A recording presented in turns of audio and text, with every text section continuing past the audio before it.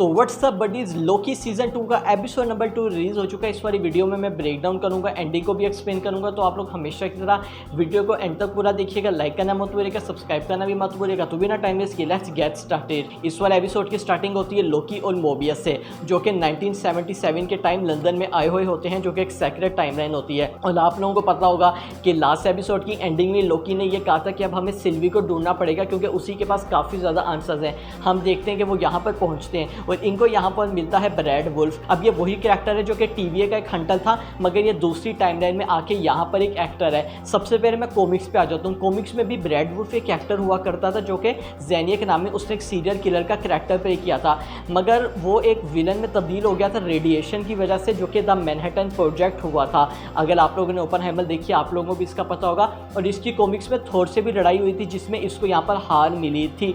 हम यहाँ पर देखते हैं कि कैसे जो ब्रैड वुल्फ है वो ये हंटर X5, जिसको हमने लास्ट एपिसोड में भी देखा था, और यहाँ पर दूसरी टाइमलाइन में वो एक्टर एक बना फिर रहा है। मगर हम देखते हैं कि लोकी और मोबियस वहाँ पर आते हैं, उसको पकड़ने की कोशिश करते हैं। वो यहाँ से बचने में कामयाब हो जाते हैं, मगर थोड़ी देर बाद लोकी और मोबियस हम देखते हैं कि उसको फाइनली पकड़ लेते हैं। और वहाँ पर लोकी अपने मैजिक का भी यूज़ करता है, जो कि शेडोज मैजिक का वो यूज़ करता है, पावर्स का। और उसके बाद हम देखते हैं लोकी और मोबियस जब उसको टीवीए वापस ले जाते हैं, वो उससे इंटेरोगेशन कर रहे होते हैं कि यहाँ पर ये सब कुछ क्या है, मतलब तुम तो वहाँ सिल्वी को फाइंड करने गए थे ना, तुम्हें सिल्वी मिली है या नहीं मिली, वो उससे पूरी इन्वेस्टिगेशन कर रहे होते हैं। मगर वहाँ पर वो इसका कोई भी जवाब नहीं देता। दूसरी तरफ हमें यहाँ पर ओबी भी दिखाया जाता है, जो कि X5 का जो टाइम पैड उन्होंने उससे लिया था, वो उससे रिकवर कर लिया था। और कैसे वो ओबी उसको देख रहा था कि असल में क्या है, वो उसके पास लेके जाते हैं लोकी और मोबियस, जहाँ पर वो इसको एक बुक भी देता है कि इसकी मदद से तुम ये सब कुछ इसमें फाइंड कर लोगे। और हमें एक और इंपॉर्टेंट चीज़ पता लगती है जब यहाँ पर केसी ये बताता है कि कैसे यहाँ पर मिस मिनट ने लास्ट मैसेज भेजा है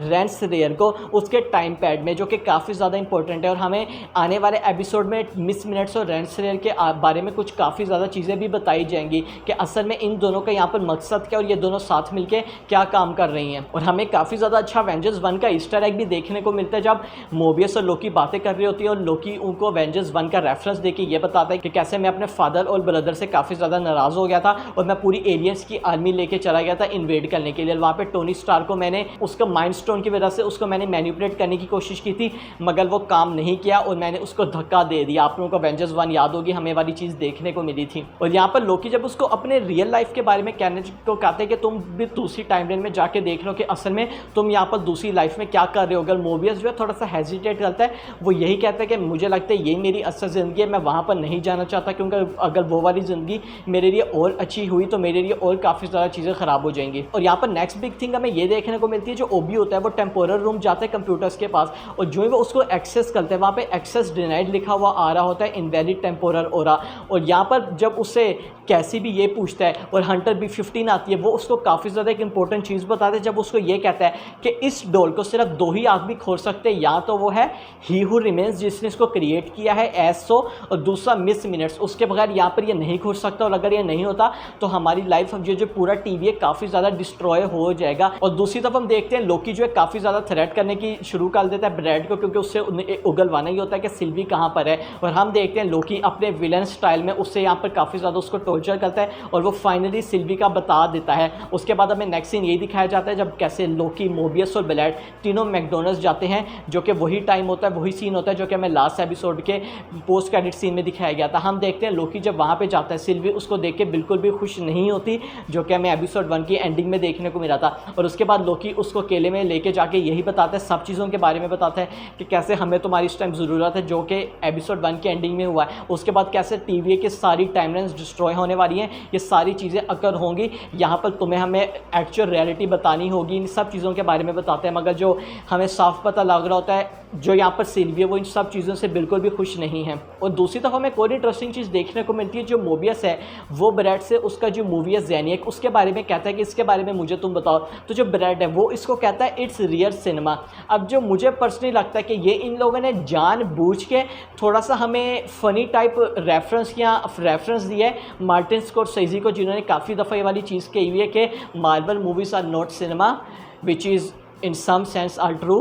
तो ये मुझे यहाँ पर काफ़ी ज़्यादा एक अच्छी चीज़ लगी कि इन लोगों ने ये वाली चीज़ ऐड की। और उसके बाद हम लोग एपिसोड की एंडिंग पर आ जाते हैं और एपिसोड की एंडिंग में काफ़ी ज़्यादा मेन चीज़ रिवील होती है। जब सबसे मेन चीज़ हमें ये पता लगती है, जब ब्रैड उसको ये बताता है कि जो टीवी है उनका अब यही यहाँ पर प्लान है। हमें यहाँ पर जो देखने को मिली थी डॉग्स, उसका ये प्लान था कि जितनी भी टाइमलाइंस है उनको बम से उड़ा देना, यहाँ पर ख़त्म कर देना। और हम देखते हैं वो वापस उस वाली जगह में जाते हैं रोकने के लिए, मगर उस टाइम काफ़ी देर हो चुकी थी, काफ़ी ज़्यादा टाइमलाइंस डिस्ट्रॉय हो गई थी। और वो यहाँ पर डॉग्स को तो पकड़ लेते हैं मगर काफ़ी ज़्यादा टाइमलाइंस को बचाने में वो नाकाम हो जाते हैं। और उसके बाद वो सारे टीवी जाते हैं और वहाँ पे वो देखते हैं कितनी ज़्यादा टाइमलाइंस जो है वो डिस्ट्रॉय हो रही है, सब कुछ जो है ना सब कुछ डिस्ट्रॉय हो रहा है।